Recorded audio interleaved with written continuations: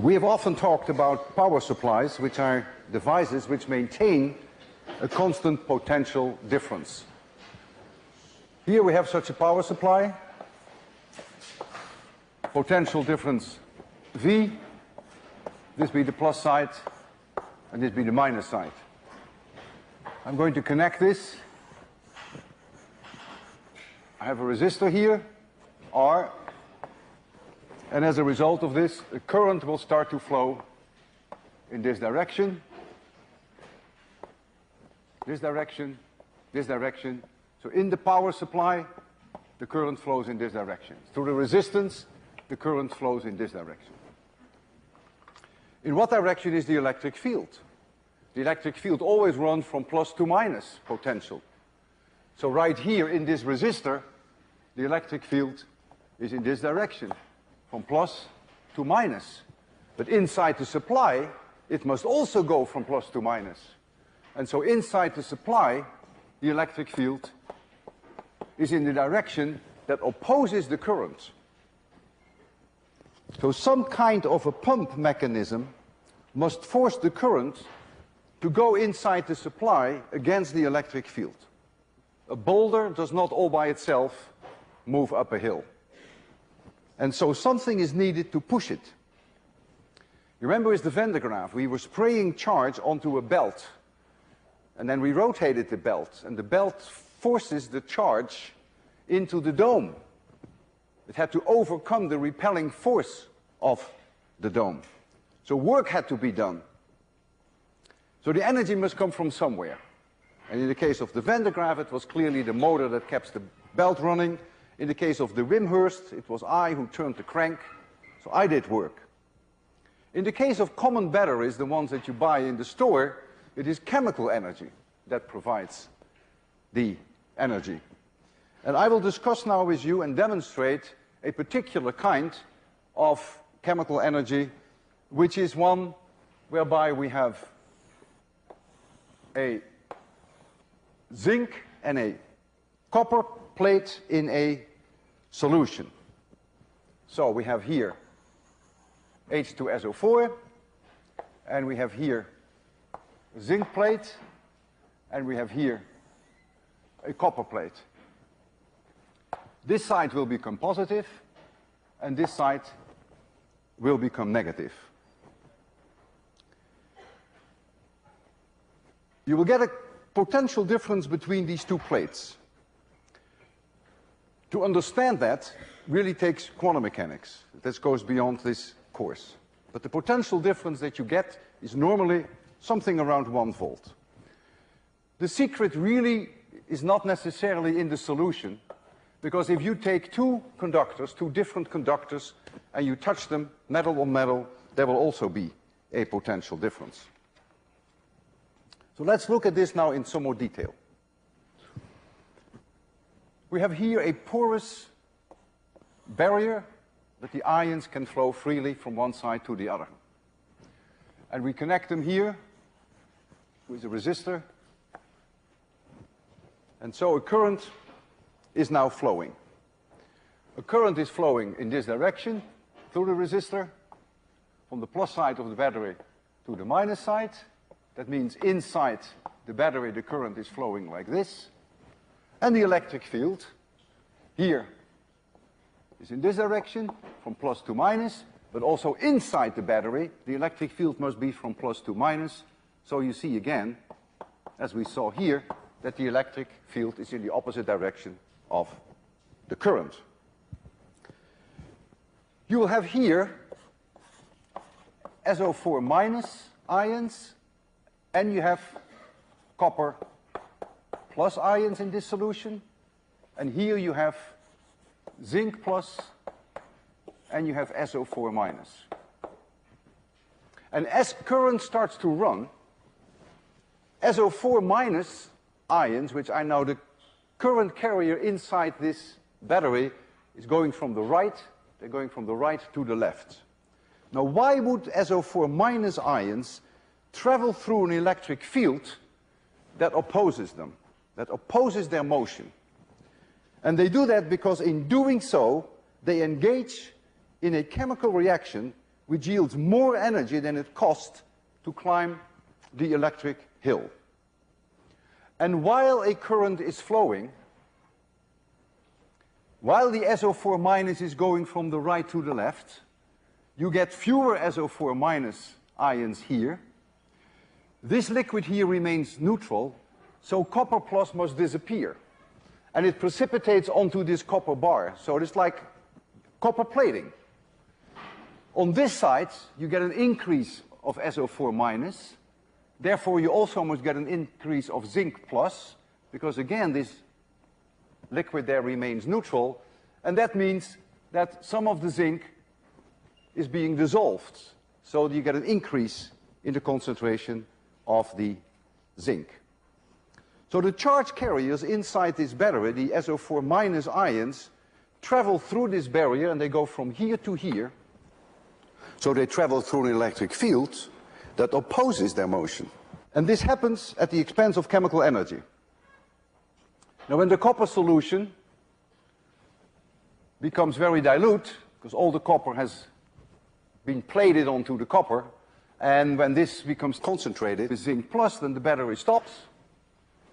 And now what you can do, you can run a current in the opposite direction. So you can run a current now in this direction. You can force a current to run with another external power supply. And now the chemical reactions will reverse. So now copper will go back into the solution. So it will dissolve. And now the zinc will be precipitated onto the zinc. And so now if you do this long enough, you can run the battery again the way it is here. A car battery is exactly this kind of battery, except that you have lead and lead oxide instead of zinc and copper. But you also have sulfuric acid, like you have here. And a nickel-cadmium battery is well known. You can charge that too. These are the ones that are readily available in the stores. You can run your flashlights with these nickel-cadmium batteries. The symbol for battery that we will be using in our circuits is this. This is the positive side, and this is the negative side. This is a symbol that symbolizes that we're dealing with a battery. So let this point be B, and let this point be A, and here we have a resistor R.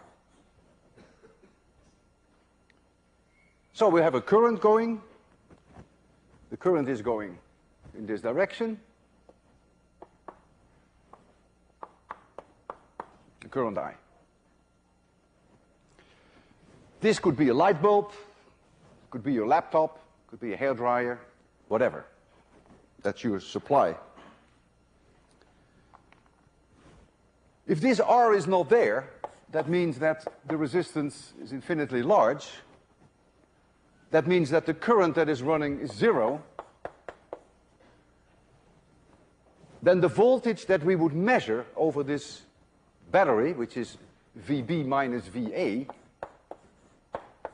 for which I will simply write down V of the battery, that voltage we call a curled E, which stands for EMF, which is electromotive force. I will show you that later. If I put a resistance R in here, which is not infinitely large, then the current will start to flow. But now, we should never forget that between the points A and B, invisible to the human eye, there is always an internal resistance, which I call little r of I. And so if a current starts to flow, it goes not only through capital R, but it also goes through this little r. And so according to Ohm's law, the EMF is now I times the external resistance plus the internal one. The voltage that you would measure between point B and A is now going to change. That voltage, according to Ohm's law, is IR, and so it's also the EMF minus I times R of I. And you see it's a little lower than the EMF. And the reason is this internal resistance here. If I shorted out this battery, stupid thing to do, but if I make R equals 0, so I take the battery and I just short it out, then the maximum current that I can draw then, so R is now 0, so you can see that the maximum I that you can get is E divided by R of I, and V of B, the voltage that you would measure now between point B and A, goes to 0. It doesn't mean that there is no current running, but it means that between these points, your potential difference goes down to 0. Shorting out a battery, of course, is not a very smart thing to do. You can put batteries in series and thereby getting a higher potential difference.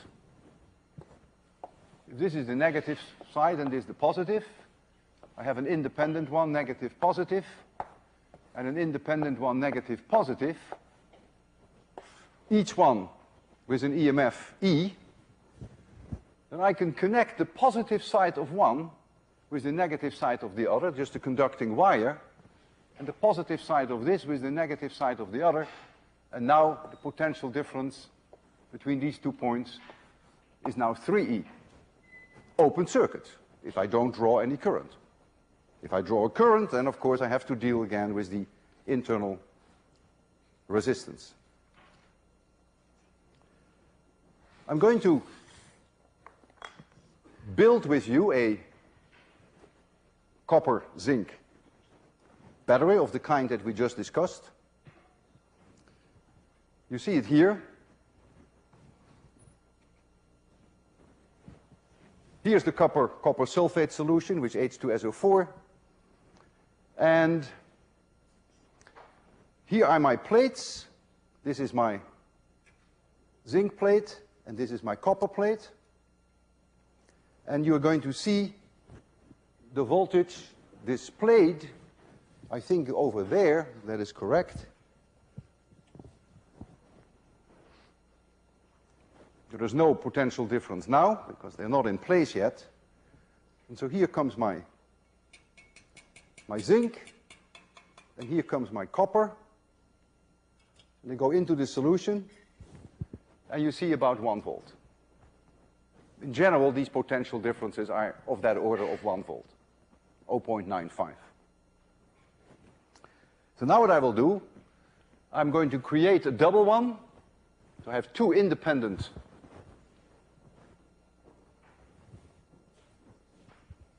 batteries. I have here one whereby I have copper and zinc, and I have another one whereby I have copper and zinc, and I'm going to connect this one, and you will see now that the EMF will double. If we're ready for that, this is my second one, is going to be completely independent. So here comes the other 2 plates. Make sure that I have the copper and the zinc not confused. There we go. And now you should see twice the potential, and you do see that. It's open circuit, there is no current running. Well, there is a minute little small current running through the voltmeter that you see, but that's so small that that can always be ignored. And you see you get double the EMF. Now what I will do, so I have now about 2 volts between these 2 plates, 2 batteries in series. I now have a little light bulb here, and I'm going to turn on the light bulb. And now what you will see is that the voltage that you measure right here, that's all you can do. You can only measure the voltage at the plates of the battery. That now this voltage will drop because of the internal resistance of the battery. In addition, you will see some light, but that's really not my objective. For those of you who are sitting close, you can see this light bulb is going to be lit. So I do this now. I can see the light bulb, a little bit of light, and notice that the voltage goes down. And so this value that you measure now, V of B, is now lower than the 1.9 volts because of this term. You lose inside the battery through the internal resistance. You lose there potential difference. All right? So let's take this out because this produces a lot of smelly fumes.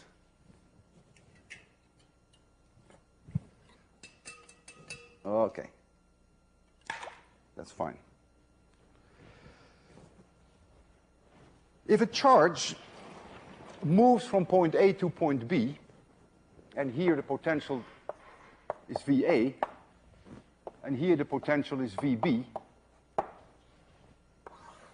and a charge dq moves, and let's suppose for simplicity that VB minus VA, yeah, let's make VA larger than VB. That's just a little easier to think in those terms. It's not necessary, of course.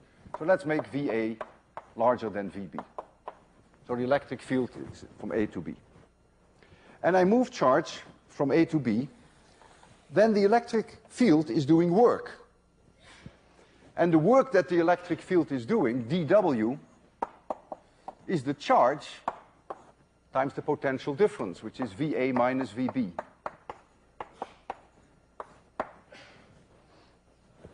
This work can be positive if the charge is positive, can be negative if the charge is negative, because we have assumed that this is positive in this case. I can now do something that you shouldn't tell your math teachers, but physicists do it all the time. We divide by dt. And now we say, aha, what we have on the left side is now work per unit time. That's power, joules per second. So this now is power. dq dt is current. How many coulombs per second flow? So this is current, I. And the potential difference I simply use that symbol V. So you see now here that the power delivered by a power supply is the current that it produces times the potential difference. And this is independent of Ohm's law. This always holds.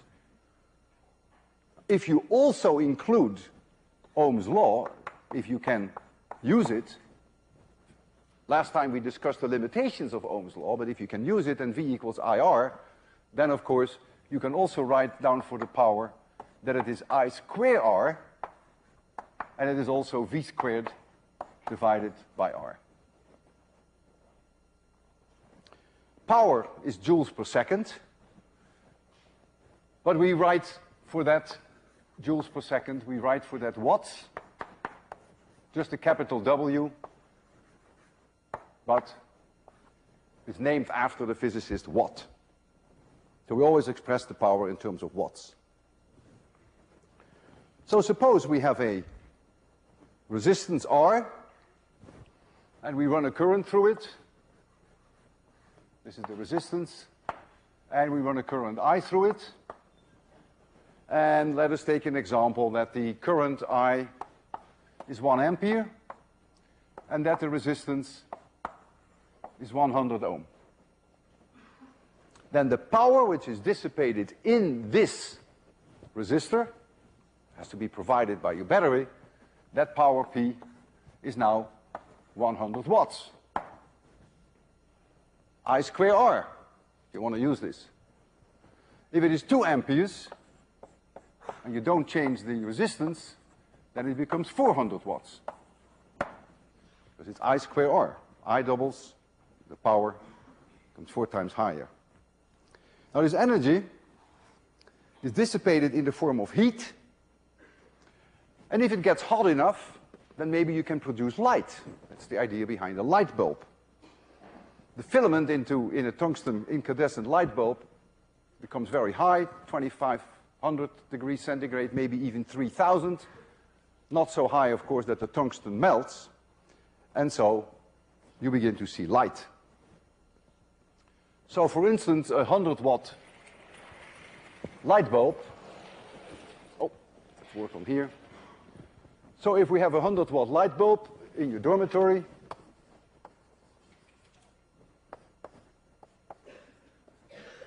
and the voltage is 110 volts, you just plug it into the wall, then the current that will run is about 0.9 amperes. P equals VI. This product must be 100. And then the resistance that you have is about 120 ohms. V equals IR. So even though it's quite hot, a light bulb, the amount of light that it produces is in general not more than 20% of this power. It's not a very efficient thing, an incandescent light bulb. A fluorescent tube is much better. So if you have a 40-watt fluorescent tube, you get much more light than you get out of a 40-watt incandescent bulb. If we take your heaters that you have in your dormitories, typically 2 kilowatts, but let's make it 2200 watts, because that divides nicely through the 110 volts. So then you would have 20 amperes. That's a lot of amperes. If the dormitory is very old, chances are that your fuses will go. 20 amperes is more than many houses can handle. But nowadays, I think most outlets are good for 25 amperes or so, but not for much more. And so now you have a resistor in your heater which is about 5.5 ohms. Just to give you a feeling for some numbers. Now you want heat out of your heater and you want light out of your light bulb. So you want to keep the temperature of your heater modest, not so high that you get a lot of light. If you make it 2000 or 2500 degrees, then you would get a lot of light out of your heater. And so suppose that half of that power would come out in terms of light, and you turn on your heater at night, would be like having a 1000-watt light bulb in your dormitory. You don't want that. So how do you do? What do you do now? Well, you simply keep the temperature about maybe 1000 degrees centigrade. It gets a little red hot. Very little light is produced. And how do you keep the temperature low? Well, you could cool it with air. Some of these heaters have fans that cool them. Or you just make the resistance, you do both, very large, huge surface area of the resistance, not small, but large. And so now they have a large surface area so they can radiate their heat, and so the temperature remains low. So if you look at your things that you have at home, you have light bulbs, 40 to 200 watts, your toaster, maybe 300 watts, your cooking plates and your heaters, something like 2 kilowatts, your TV, a few hundred watts, your electric toothbrush, probably only 4 watts, very modest. Your own body produces about 100 watts heat. Of course, that's energy. You have a very large surface area, so you don't get nearly as hot as a 100-watt light bulb because your surface area is large. And so you only have a modest 98 degrees Fahrenheit unless you're running a fever. So you don't produce any light because you're not hot enough for that. So you produce infrared radiation. That's very noticeable. You hold someone in your arms, the good feeling is you feel the body heat. That's the infrared radiation. That radiates at about 100 joules per second, 100 watts. An electric blanket is only 50 watts. So a partner is about twice as effective as an electric blanket. Maybe also more fun.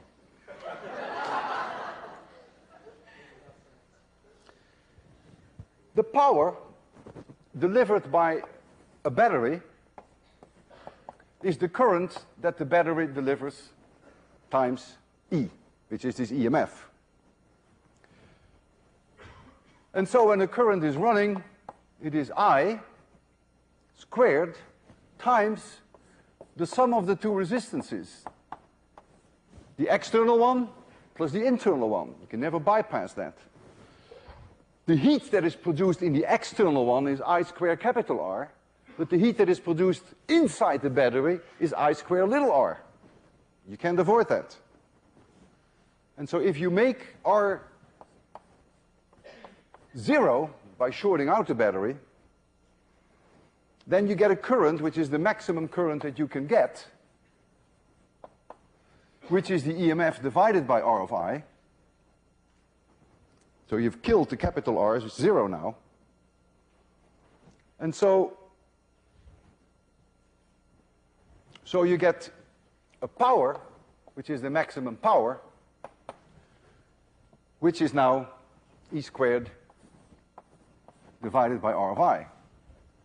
I maximum squared times R of I. That's the same thing. That is the maximum current squared times R of I, and all of that comes out inside the battery. Nothing comes out outside it. If you have a 9-volt Duracell battery, the ones that we're also familiar with, so then E is about 9 volts, the EMF. The internal resistance of such a battery is about 2 ohms. And so the maximum current that you can ever get out of a Duracell battery would be about 4.5 amperes. That is I max. Would be about 4.5 amperes. And so P max would be about 40 watts. So if you take a 9-volt battery and you short it out, then the battery should get warm.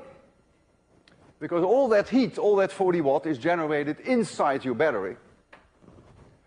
The value for V of B that you measured would go down to 0 if you really could short it out with a resistor which has 0 resistance. Now it's of course a pretty stupid thing to do, to short out a battery, but it's not dangerous. 40 watts, thing gets a little warm, big deal. So let's do it. So I have here the voltage that you can see that we measure, 9-volt Duracell battery. I have the battery here. And you can read it here. I hope the decimal point is in there, but it's about 9.6 volts. And now I'm going to do something stupid, but again, it's not dangerous. I'm going to take my car keys and I'm going to short out the battery. So simply connect point A with point B. And so the voltage that you're going to see is going to maybe not go to 0 exactly, because my key may not have 0 resistance, but it goes very low. And what you cannot experience is something that I can, that this battery will get hot. This 40 watts will be generated inside here. It is possible, though, that when the battery gets hot, that the internal resistance may even go up a little, because remember that resistance goes up when temperature goes up, in which case the power will go down. So it may not be the full 40 watts. But I can assure you that I can feel this thing getting warm. So let me short it out now. I'm doing this now. And you read the voltage. I can see it 2 here. Oh, it is always not so easy with a key to do that. Here, it's very low. Hey, but look at that. It's about 1/10 of a volt. And I feel this thing getting hot. It's really warming up now. And so I'm ruining this battery. It's a terrible thing to do. Batteries don't like that. But when I take off the external resistance, some of that may come back. It may not be permanently damaged. So you see it's already 8.5 volts. So there's no way that you can start a car with a 9-volt Duracell battery, because you just can't get the current that you need for your starter engine. Your starter motor needs a few hundred amperes. If you take a car battery, that's about 12 volts. It has a very low internal resistance of about 1/50th of an ohm. So that means that the maximum current that you can draw, if you would short circuit it, would be something like 600 amperes. And so the maximum power, if you were so stupid to short circuit it, that would all be generated inside the battery, would be something like 7 kilowatts. If you ever work on your car, make sure that you never drop accidentally the wrench that you're using onto the battery. Because if you did, then inside the battery, about 6 kilowatts, 7,000 joules per second are going to be produced in terms of heat. And the sulfuric acid is going to boil. The case may melt, and that's no good. Not only is that stupid, but it's also very dangerous. So let's do it. I have here this battery, and I have here the wrench, just in case. I'm going to short out that battery, and as I do that, you will clearly see that the battery doesn't like it. I will be very careful not to hold on this wrench too long, because it would weld onto it, actually. It can weld onto it and stay there. The current is so high, it can go up to 600 amperes that it can weld onto it, and then you can't get it off anymore. In case that happens, I will walk out of here. And I advise you to do the same. You ready? Okay, I go now. You see? That's what happens. Very high current. And when you do this too often to batteries, they're not going to live very long. They don't like it. But I wasn't joking when I said when you work on the car that you should avoid this, because I have seen it happen that wrench is actually welded onto the terminals. Your electric company charges you for energy. They don't care about the power, how many joules you use per second, but they care about how much energy you're using. So they would charge you then for joules, you think. That's energy. However, if you look at your bill, you're being charged for kilowatt hours. Well, a kilo is 1,000, and an hour is 3,600 seconds. So the units of energy for which they charge you is this in joules. 2,000 watt cooking plate you run for 2 hours, that is 4 kilowatt hours. They will probably charge you 10 cents per kilowatt hour. For that same amount of money, you could run your 100 watt light bulb for 40 hours.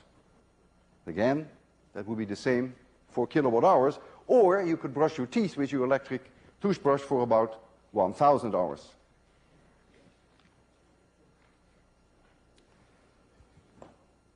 Now I want to take a look with you at a network which consists of resistors and batteries. Now, this is the kind of stuff that you see on homework, assignments, and perhaps on exams. So now we start out with a very modest circuit. Here we have a resistance R1. Here we have a resistor R2. And here R3. And then we put a battery in here. And we put the plus side, say, on the left. This is the plus side, the minus side. And let the potential difference of this one be V2. It's really the EMF, but I will ignore any kind of internal resistance of the batteries. It's completely negligible in this problem. And here I put also a battery, let this be the negative side, and this be the positive side, and let the potential difference be V1. And so imagine that you know V1, V2, R1, R2, and R3. But what I'm going to ask you is, what is I1, what is I2, and what is I3? I want the magnitude, and I want the direction. When you look at this, it's by no means obvious that the current in this resistor will be to the right or to the left. It's by no means obvious. It depends on the values of V1 and V2 and on the resistances. The basic idea behind solving these problems are in what we call Kirchhoff's rules. Kirchhoff's first rule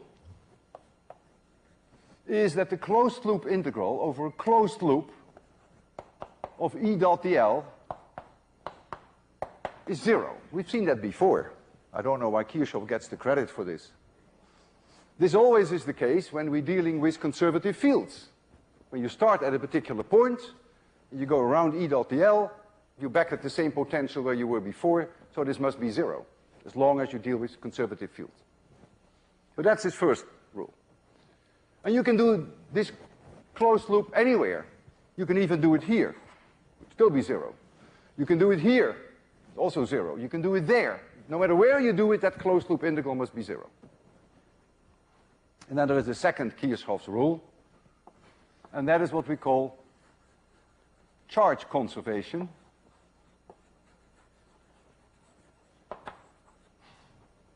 If there is a steady state situation, then independent of which junction you go to, the current that flows in must flow out.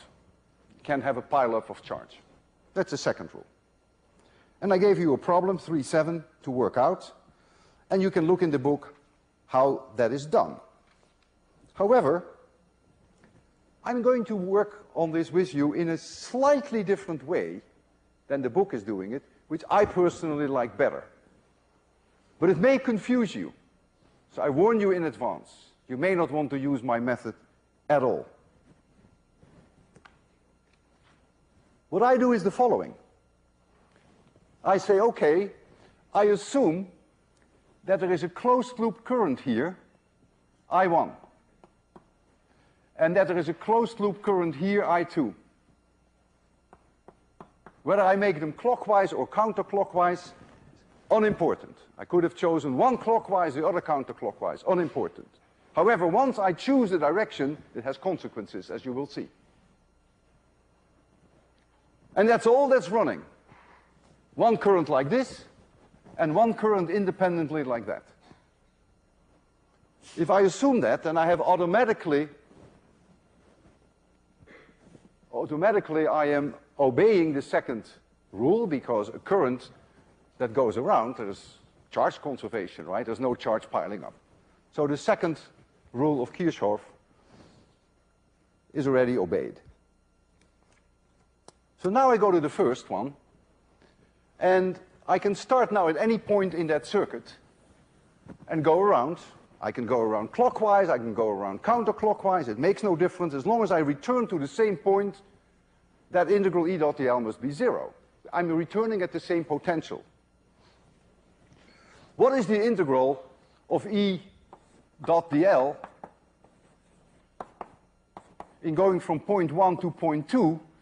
Well, that's the potential difference between point 1 and point 2. And so let us start here, and let us go around. And we have to adopt a certain convention, namely, if we go up in potential, and when we go down in potential. Again, you're free to choose the sign convention, but I would say, when I go up in potential, I give that a plus sign. When I go down in potential, I give that a minus sign. So I start here. I could have started there, I could have started there. It makes no difference, as long as I don't start here. That makes no sense. So I start here, and I go around like this. So right here, I go down in potential, V1. So I get minus V1. Now I go with current I1 in the direction from left to right. So that means that the potential here must be higher than there. V equals IR. Potential here must be higher than there. So I go down in potential, so I get minus I1 R1. Now I go through R3. This current I1 is going down, so this has a higher potential than here, so I go down in potential, so I get minus I1 times R3. But I have independently a current I2 which is now coming towards me when I go down. And so if it comes towards me, that current would give me an increase in potential. This would have to have a higher potential than this for this current to do this. So now I climb up the potential hill, so I get now plus I2 times R3. And we're... Uh-oh, look what I did. I wrote down I1R. There is no capital R in the whole problem. I clearly meant I1R1. So read minus I1R1. Sorry for that. No. I'm back where I was, because these wires have no resistance. And so I'm back where I am, so this is 0. One equation with two unknowns, I1 and I2. So now let's go around this one. We can go clockwise, we can go counterclockwise, makes no difference. Let's start here, and I go in this direction once around. So now I go through R3, and this current I2 is running in this direction, so I go down in potential. So I get minus I2 times R3. But current I1 is coming towards me. If I go in this direction, I1 is coming towards me, so I climb up the potential hill. So I get plus I1 times R3. Now I go through R3 in this direction. Current I2 is also in this direction, and so this must have a higher potential than this. So I go downhill in potential, so I have minus I2 times R2. I come down here, here's a battery, and it goes up in potential, so I get plus V2. And that's 0. Two equations with two unknowns. I can solve for I1, and I can solve for I2. So I1 and I2 pop out. Let us assume that I1 is positive. I find a positive value. It means it's really in this direction.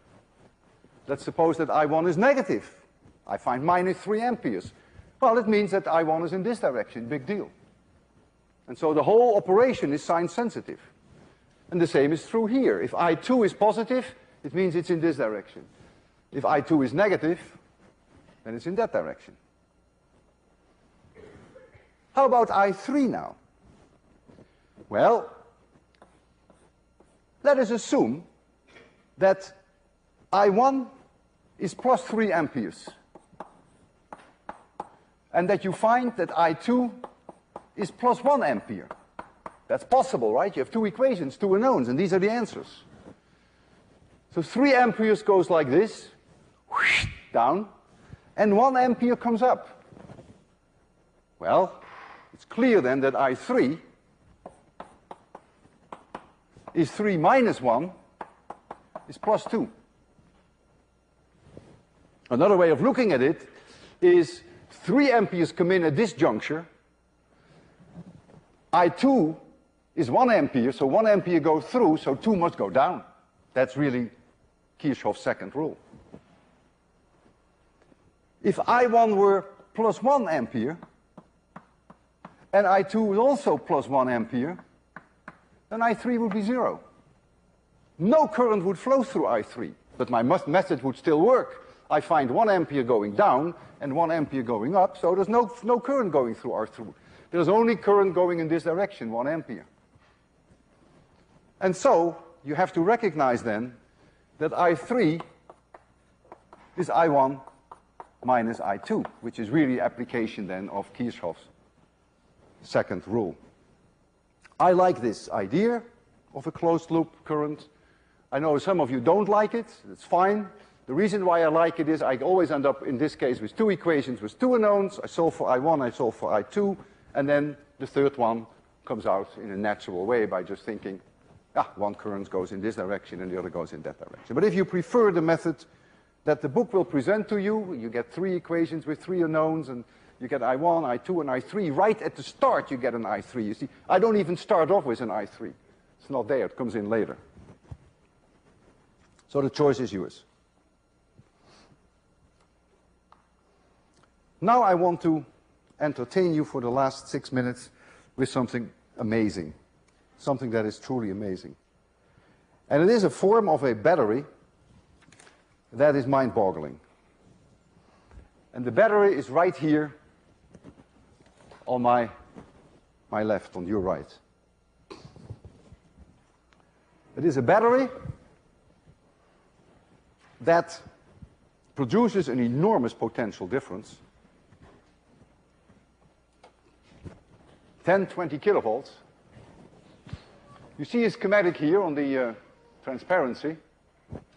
You have a bucket of water here on the top, and you have glass, and the bucket of water is hiding behind here. It's not that because we hide it from you, but that's the best place to be. And you see plastic tubing coming down, and the water can run out on the right, and it can run out on the left.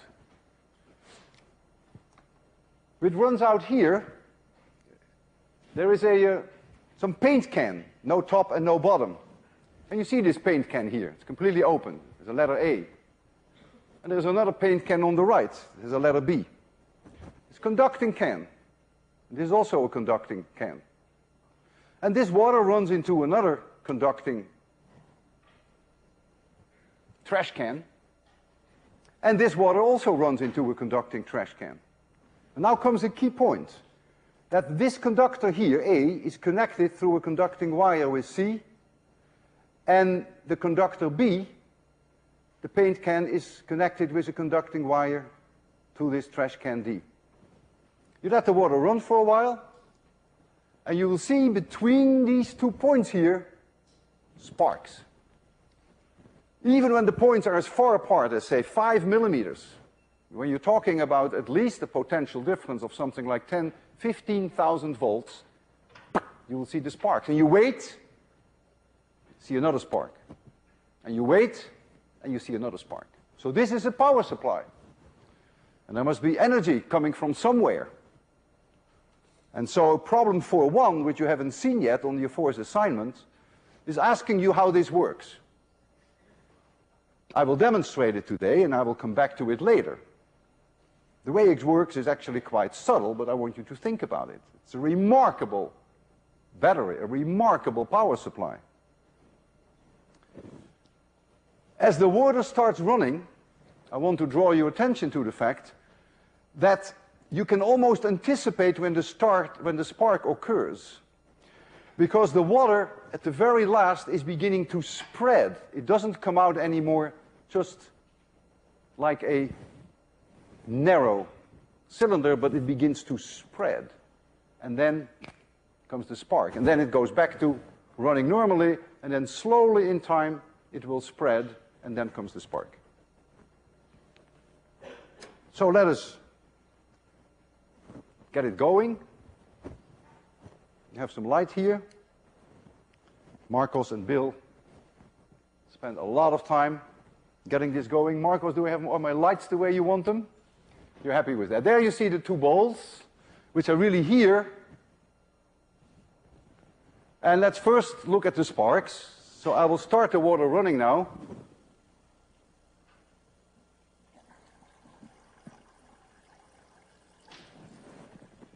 Let's just be patient a little bit.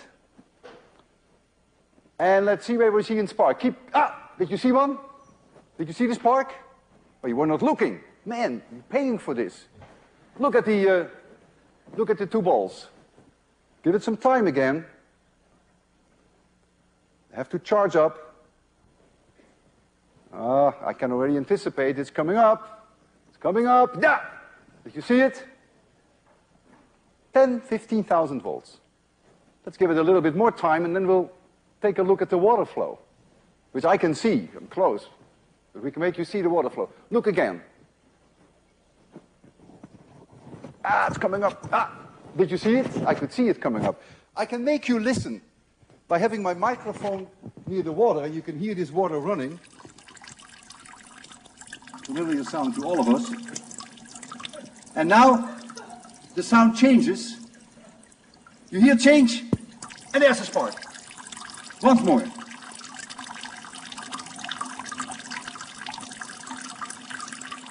Just running. Spreading. Coming up. Yeah! Amazing, isn't it? I can make you see this water. Just stay there. We have 1.5 minutes left. So now you can see the water. You happy with the light, Marcos? You can improve on it. So look at the water. It was just spreading already. You can't see the spark and the water at the same time. So the water is running now normally. It's going to spread slowly. I will tell you when I see the spark here, but it's already, I can almost predict when it happens. The water is spreading now. Coming up shortly. Yeah, I saw the spark. And you immediately see the water go like this. I want you to think about it and explain this. This is one of the most remarkable things I've ever seen in my life.